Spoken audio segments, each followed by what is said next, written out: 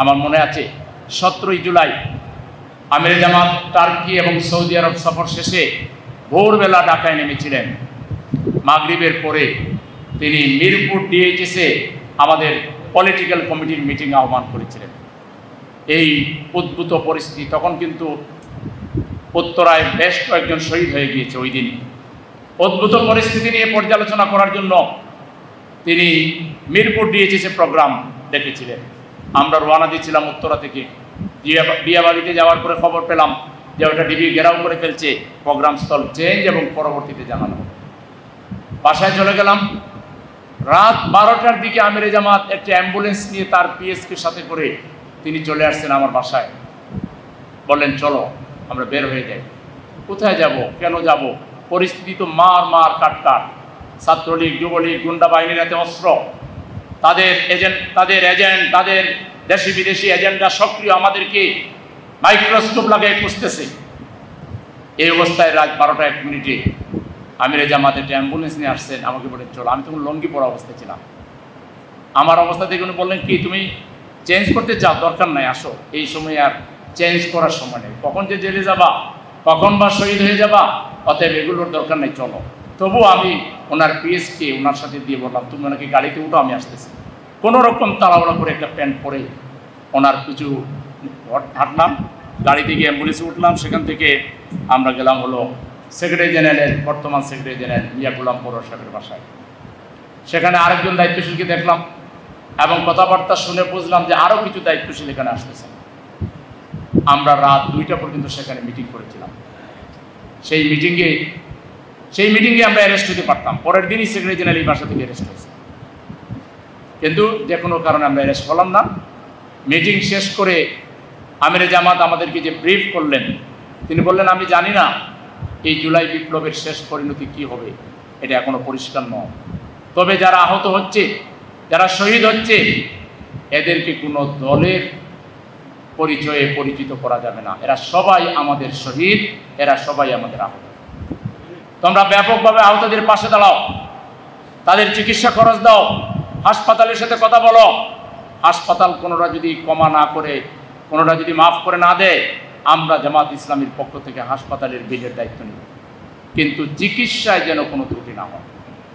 তিনি বললেন যারা ইতিমধ্যে শহীদ হয়ে গেছে তাদের প্রত্যেকের বাসায় 50,000 করে দাও। পরের দিন সকালে ফোন করে বললেন যে না 1 লাখ করে পৌঁছাও। এর একদিনের মাথায় আবার বললেন যে না প্রত্যেক শহীদের বাসায় কমপক্ষে 2 লাখ পৌঁছাও। জামাত ইসলামী একটা বেসরকারি দল, কিন্তু তার আমির পরিস্থিতিকে তিনি বোঝার ক্ষমতা আল্লাহ তাআলা তাকে দিয়েছেন, কখন কি কাজ করতে হবে। এই সময় শহীদ ফ্যামিলির সাথে এইভাবে আমাদের পাশে দাঁড়ানো, এটা ছিল এই আন্দোলনকে টিকিয়ে রাখার একটা ঐতিহাসিক পদক্ষেপ। আহতরা যখন দেখেছে যে হাসপাতালগুলো তাদেরকে চিকিৎসা দিচ্ছে, তাদের পরিবারকে বিলের জন্য বলছে না, আর আমরা আমাদের পরিচিত সকল হাসপাতালে বলে দিয়েছি আপনারা চিকিৎসা করবেন, আহত পরিবারের কাছ থেকে কোনো টাকা নেবেন না। আপনাদের যদি জেনুইন কোনো টাকা নিতেই হয় সেই টাকা জামাত ইসলামী বহন করবে। আপনারা ইবনে সিনা ইসলামী ব্যাংক হসপিটাল থেকে শুরু করে আরও কিছু আমাদের পরিচিত হাসপাতাল ছিল, তারা কিন্তু কোনো বিল তখন নেয়নি, এবং অনেক ক্ষেত্রে বিলগুলো আমরা পরিশোধ করেছি। এভাবে সেদিন আমরা জুলাই আন্দোলনে জামাত ইসলামী যেহেতু তার আগের 15, 14, 14.5 বছর একেবারেই এককভাবে যাকে দমন করার জন্য রাষ্ট্রযন্ত্রকে ব্যবহার করা হয়েছে, আন্তর্জাতিক আধিপত্যবাদী শক্তিকে ব্যবহার করে জামাতকে নির্মূল করে দেওয়ার জন্য, জামাতের কোনো অস্তিত্ব বাংলাদেশে থাকবে না, সেই চেষ্টা তারা করেছিল। আর আমরা সিদ্ধান্ত নিয়েছিলাম আমাদের একজনের শরীরে 1 বিন্দু 1 ফোঁটা রক্ত থাকা পর্যন্ত জালিমের রক্তচক্ষুর সামনে আমরা মাথা নত করব না। এজন্য প্রত্যেকটা রায়ের বিরুদ্ধে আমরা রায়ের দিন মিছিল করেছি, পরের দিন আনুষ্ঠানিক মিছিল করেছি, তারপরে হরতালের সমর্থনে মিছিল করেছি, তারপরে হরতাল করেছি। আমাদের একক দলের পক্ষ থেকে স্বৈর শাসকের বিরুদ্ধে এত হরতাল বাংলাদেশের ইতিহাসে আর কখনো হয়নি। এবং প্রত্যেকটা হরতাল আমরা জোটের উদ্যোগে যে হরতাল দিতাম তার চাইতে অনেক বেশি হরতাল বাস্তবায়ন হতো জামাতের উদ্যোগে হরতাল দিতাম। জনগণ স্বতঃস্ফূর্তভাবে সেই হরতালে সহযোগিতা করত। গাড়ির ড্রাইভাররা, হেল্পাররা স্বতঃস্ফূর্তভাবে গাড়ি বন্ধ রেখে গুটি কতক সরকারি গাড়ি ছাড়া আর কোনো প্রাইভেট গাড়ি রাস্তায় চলতো না, দোকানপাট বন্ধ থাকতো। এরকম সফল প্রতিবাদ আমরা গড়ে তুলেছিলাম। ওই আন্দোলন সফল হওয়ার অন্যতম গূঢ় রহস্য ছিল ওই আন্দোলনের ছাত্র নেতা এবং জনগণের পক্ষ থেকে যে দাবিনামা পেশ করা হচ্ছিল, এটা ছিল বাংলাদেশের কোটি মানুষের প্রাণের দাবি। সবাই বলেছিলেন ওই ওয়ান জাস্টিস, আমরা ন্যায় বিচার চাই, আমরা আদল চাই। এই দাবিটার ব্যাপারে বাংলাদেশের দল, মত, জাতি, ধর্ম, বর্ণ নির্বিশেষে প্রত্যেকটা মানুষের আকাঙ্ক্ষা ছিল, সমর্থন ছিল একটা ন্যায় বিচারের বাংলাদেশ। সেটি যখন ছাত্র সমাজের কাছ থেকে বের হয়েছে তখন সবাই এটাকে লুফে নিয়েছে এবং সবাই সম্মিলিতভাবে ঝাঁপিয়ে পড়েছে। বাংলাদেশের জুলাইয়ের আন্দোলনে শিশু থেকে বৃদ্ধ, শ্রমিক থেকে মালিক পর্যন্ত, দল, মত, জাতি, ধর্ম, বর্ণ নির্বিশেষে সবাই এক কাতারে যেভাবে এসে দাঁড়িয়েছিল, বাংলাদেশের কয়েক হাজার বছরের ইতিহাস কিংবা পৃথিবীর ইতিহাসে এই ধরনের সম্মিলন, এই ধরনের প্রতিবাদী ঐক্য খুব কমই পরিলক্ষিত হয়েছে। সুতরাং এই আন্দোলন সকল বাধা, সকল রক্তচক্ষুকে উপেক্ষা করে তার মঞ্জিলে মকসুদে পৌঁছার জন্য যে সিদ্ধান্ত নেওয়া হয়েছিল, আল্লাহর ইচ্ছে, আল্লাহর রহমতে চূড়ান্তভাবে সেই আন্দোলন চূড়ান্ত সফলতা অর্জন করেছে।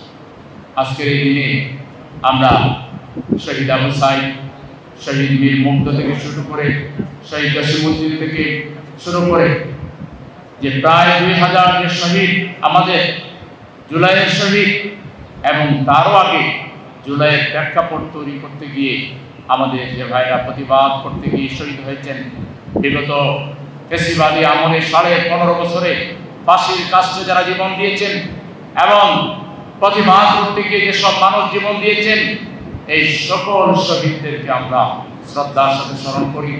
তাদের শাহাদাতকে আল্লাহ তাআলা কবুল করুন, তাদেরকে জান্নাতে আলা মাকাম আল্লাহ তাআলা দান করুন, তাদের সুখ সন্তপ্ত পরিবারকে আল্লাহ সাথে জামিন দান করুন।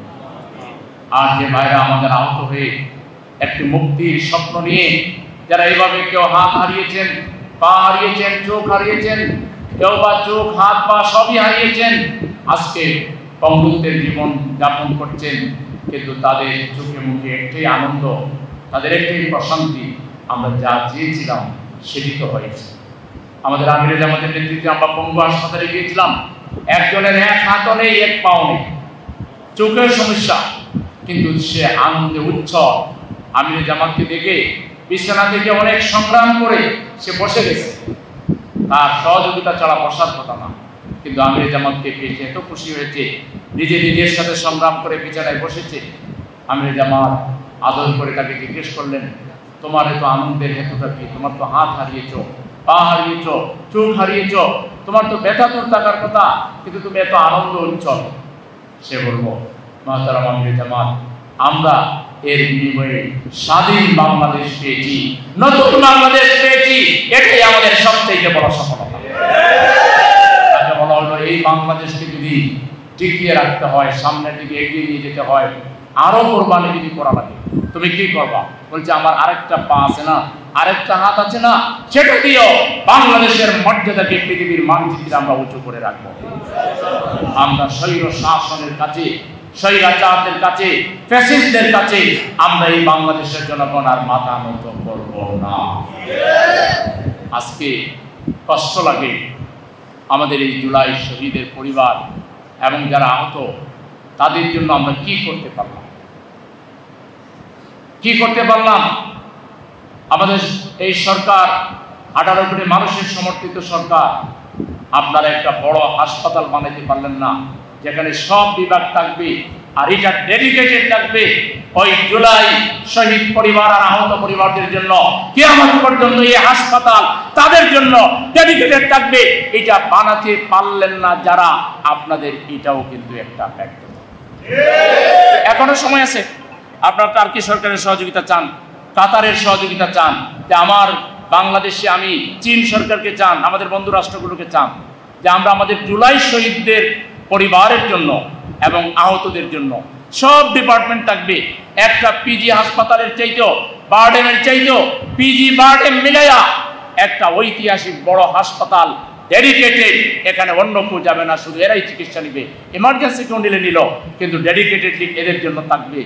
এইটা করা আমি মনে করি জুলাই অভ্যুত্থানকে স্মরণীয় করে এবং এটা আগামী প্রজন্মের জন্য একটা উৎসবব্যঞ্জক, তাদের প্রেরণার মিনার হিসেবে বানিয়ে রাখার জন্য এখনো সরকারের হাতে সময় আছে।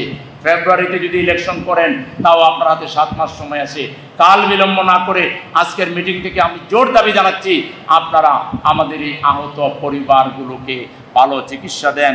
এখানেও যদি সম্ভব না হয়, পৃথিবীর দেশে দেশে সরকারগুলোর সাথে আলাপ করে তাদেরকে বিদেশ পাঠান, তাদের চিকিৎসার ব্যবস্থা করেন। প্রত্যেকটা আহত পরিবারের মা বাবার সাথে কিংবা তাদের যারা কর্মক্ষম তাদের সাথে বসেন, তারা কি চায়, তাদের জন্য করণীয় সব ব্যবস্থা সরকারকে করতে হবে। শহীদ পরিবারের জন্য কেন ওরা হাত পাতবে? ওরা ভিক্ষুক নাকি? এই সরকার, এই রাষ্ট্র যদি ব্যর্থ হয়, এই যে ইতিহাসের দায় থেকে কিন্তু আপনারা রেহাই পাবেন না।